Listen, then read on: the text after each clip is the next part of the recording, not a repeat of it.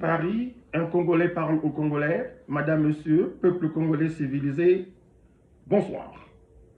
Dans la vie, il y a manifestement des gens qui sont nés mauvais, cupides, stupides, insipides, truands. Sassou Denis Mathurin en fait partie incontestablement.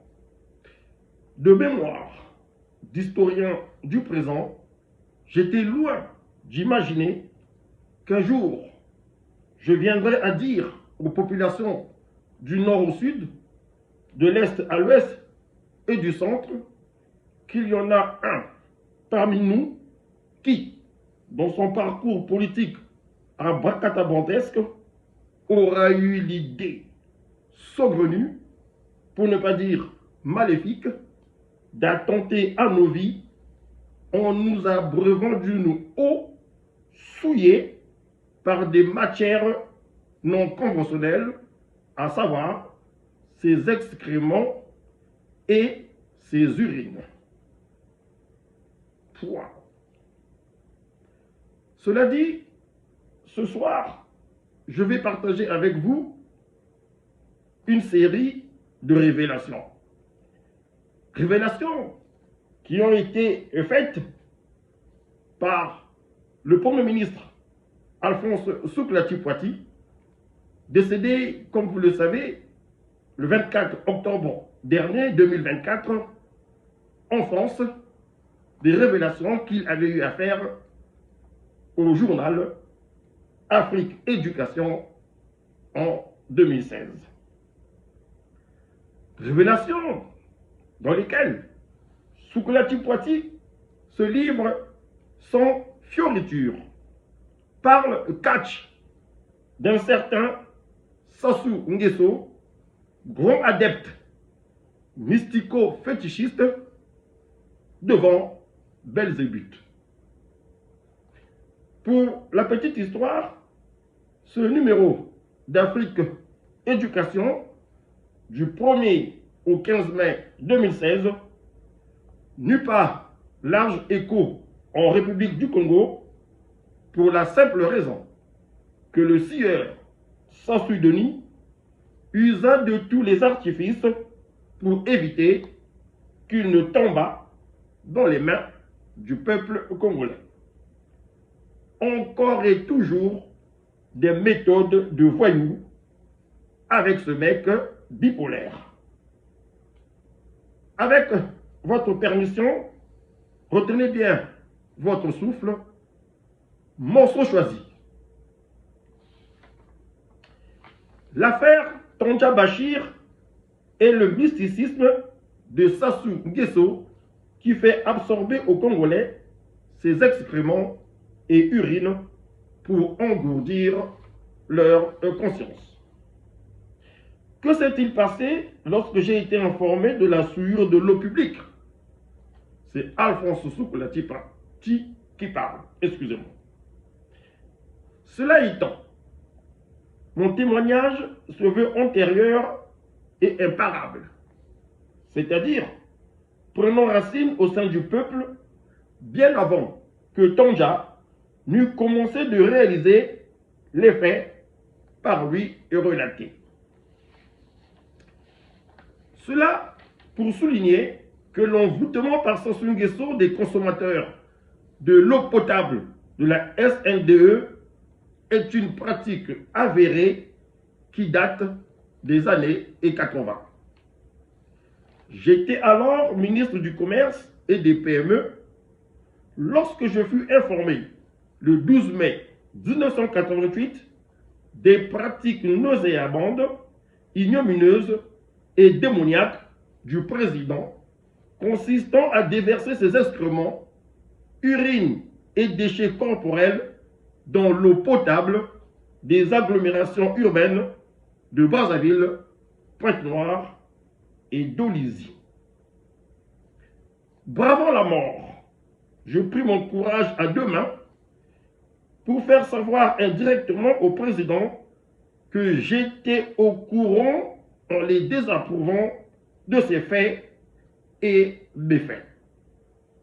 Je prescrivais alors à une entreprise étrangère qui opérait dans notre pays de construire un pila à un jet de pierre de sa résidence privée présidentielle sur un terrain vide vers le siège du syndicat unique, une usine d'épuration et de mise en bouteille d'eau potable.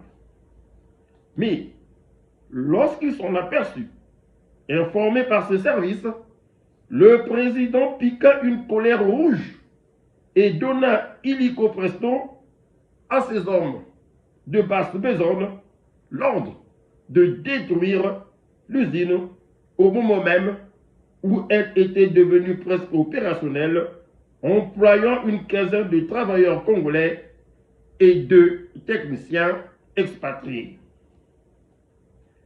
Dépassant ma déconvenue, je voulus m'expliquer devant le chef de l'État, mais il refusa de répondre à mes demandes réitérées d'audience. Au Conseil des ministres, son regard devenait fuyant pour ne pas croiser le mien. J'étais devenu une espèce de pestiféré qui attendait d'être débarqué du gouvernement dès le prochain remaniement ministériel. Ce qui ne me perturba guère. Par cette action inouïe, j'avais pour ainsi dire engagé avec une certaine dose d'audace un conflit dont je redoutais qu'il me conduisit à la tombe. Mais comment aurais-je pu m'en laver les mains sans jeu de mots, eu égard à la monstruosité du crime, moi qui prétends toujours œuvrer avec abnégation pour le bien commun. Sassou Nguesso, un véritable démon. Je l'ai déjà écrit en d'autres circonstances. Dans l'arsenal mystico-fétichiste hérité de Julien Nguesso, alias Poroporo, et dont Jidéo est devenu aujourd'hui, au sein de la famille, le gros maître incontesté, figure, entre autres sorcelleries et aigri-gris, le rite d'influence consistant à suer d'excréments et d'urine l'eau de la pompe à partir des cuves publiques, et ce, pour annihiler la conscience des consommateurs et ainsi les soumettre à l'action et à la personne du chef de l'État. Il s'agit des excréments et urines à l'état brut, mixés des eaux de douche qu'il faut épandre dans les cuves, puis et nappes d'eau potable agrémentées d'une formule incantatoire en langue mboshi, sortie des pratiques mystico-fétichistes et transmise par Poroporo à Valentin Ambédé, son fils aîné. Sassou Nguesso a longtemps pratiqué le rite d'influence depuis son accession au pouvoir le 5 février 1979. D'abord sur Brazzaville, puis Pointe-Noire et Dolisie. Plus le champ d'épandage des excréments et urines est réduit, plus efficace est le résultat attendu. De même, plus les eaux qui sortent de la pompe sont rares et colorées, mieux cela vaut. À telle enseigne qu'il n'est pas étonnant que les Congolais souffrent de manque ou de rareté d'eau depuis des lustres, induisant diverses maladies diarrhéiques. Et cela ne changera point tant que Sassou restera au pouvoir. Car qui dit abondance d'eau dit amoindrissement de l'effet excrément. Le système semblait fonctionner à la satisfaction du président Sassou Nguesso jusqu'à la conférence nationale souveraine de février 1991. Mais le flot d'injures et de récriminations ainsi que sa mise en cause par les conférenciers firent douter le dictateur de sa réelle influence auprès de l'opinion populaire et donc de son système fétichiste. C'est ainsi qu'à son retour au pouvoir après la guerre du 6 juin 1997, il s'est tourné vers Tonja Bachir, dont plusieurs sources africaines attestaient d'une certaine efficacité dans l'envoûtement de masse. Tonja, tout en pratiquant le rite des excréments, y ajoute le travail mystique et spirituel en limitant la charge pondérale de matière fécale.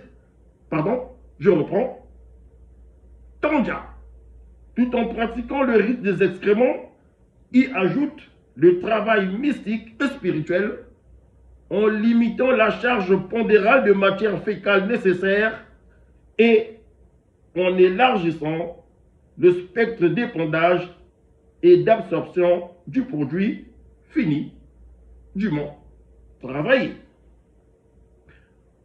Madame, Monsieur, peuple congolais civilisé, pour ce soir, je m'arrête ici, comprenez mon émotion. C'est triste de partager ce genre d'informations, de nouvelles avec vous. Je souffre intérieurement, mais je promets de vous retrouver très prochainement pour la suite. À très bientôt.